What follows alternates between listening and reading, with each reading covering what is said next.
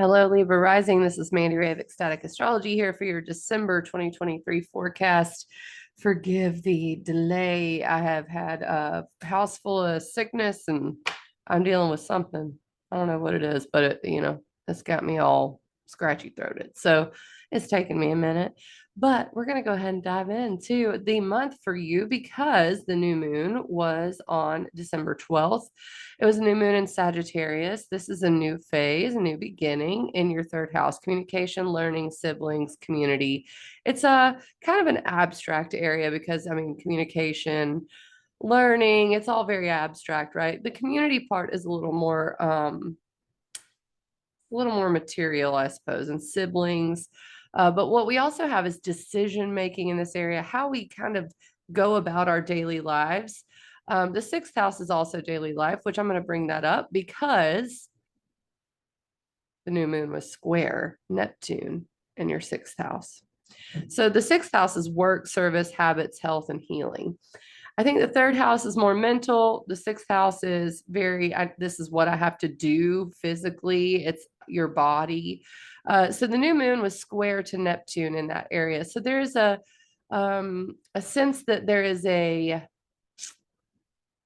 tension between what you think, what you want to do, how you want to do it, and what you actually have to do. Maybe a lack of clarity. How do I do this? A little ADD going on with the third and sixth house being square. Okay.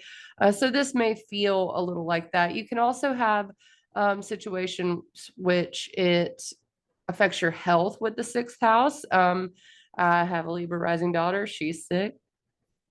Like I'm a Cancer rising. It's also affecting my sixth house because that's Sagittarius. So when you start to pick up on these little astrology things, you get, I understand. Because all cardinal risings right now, Libra, Cancer, Capricorn, and Aries, are all having these house axis be highlighted.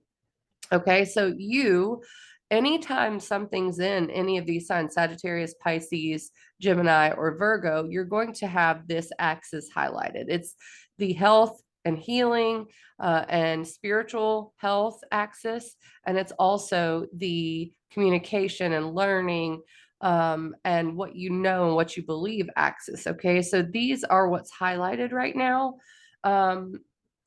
It will be all month because Mercury will retrograde back into Sagittarius and square Neptune again. So these themes will persist throughout the month. We do have a little help though. So let me go ahead and point that out. And for what it's worth, I guess, Mercury's retrograde. It turned retrograde. And when I say help, I'm not talking about Mercury retrograde. But there is something that it does do that seems to support us. So this is a chance to rethink maybe how much time you spend at home. It's like if you're sick, maybe I need to be at home for a minute. Mercury retrograde, I need to clean up my room. I need to, get this stuff right. It actually is trining Jupiter and Taurus, your eighth house of shared resources, empowerment, contracts. So this trine is like being very secure, maybe even going inward a little, confronting some fears, confronting your values, how much of yourself you let others have. How much people can hold stuff over your head. The trine is supportive, so that's good. And it's going to do it again January 19th. So this one's retrograde. This is more of a rethinking, a realization moment. And then Mercury will retrograde back into Sagittarius. That's the 23rd. Okay. What it's going to do is immediately light up the square again between your your third house and your sixth house. So Mercury is retrograding back here. Mars will be there as well. Neptune's here in your sixth house. Okay.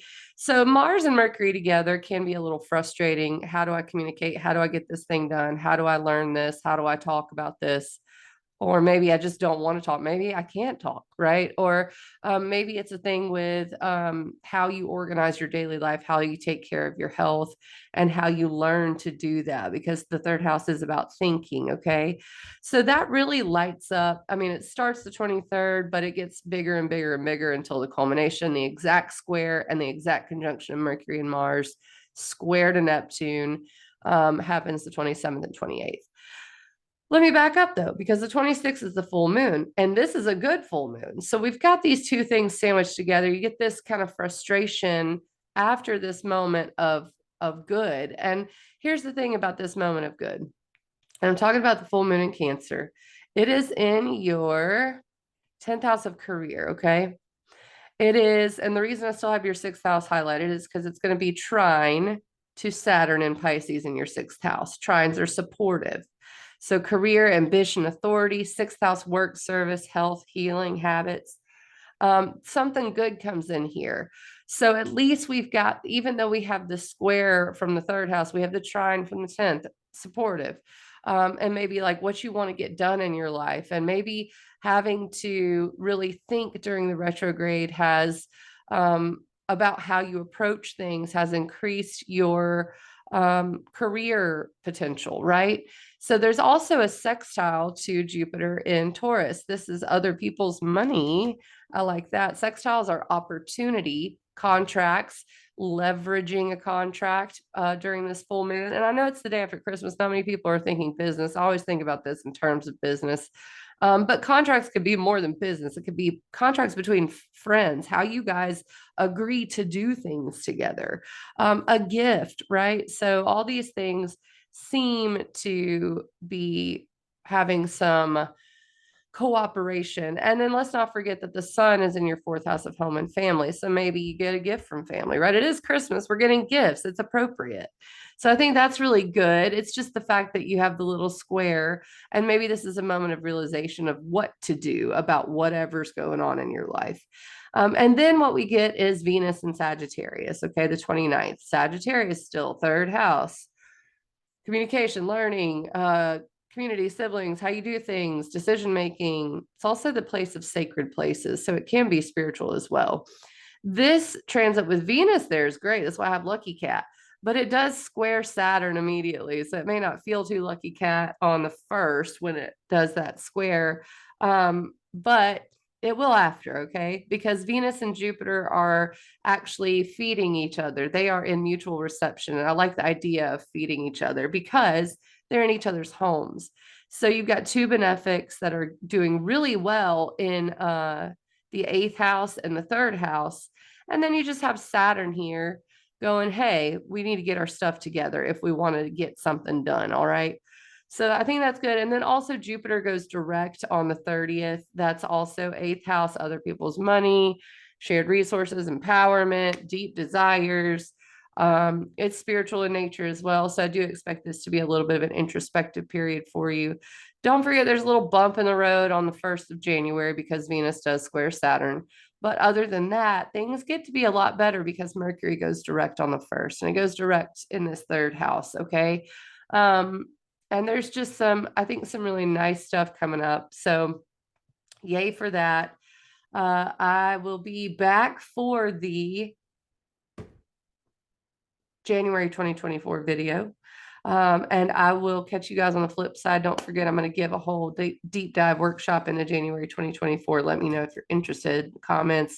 Still working on the mercurial retrograde, how I'm going to announce that, and what it's going to look like, and all that stuff. So I just got to keep building it. Got to keep working. Retrograde. All right, you guys. I'll catch you on the flip side. See you soon.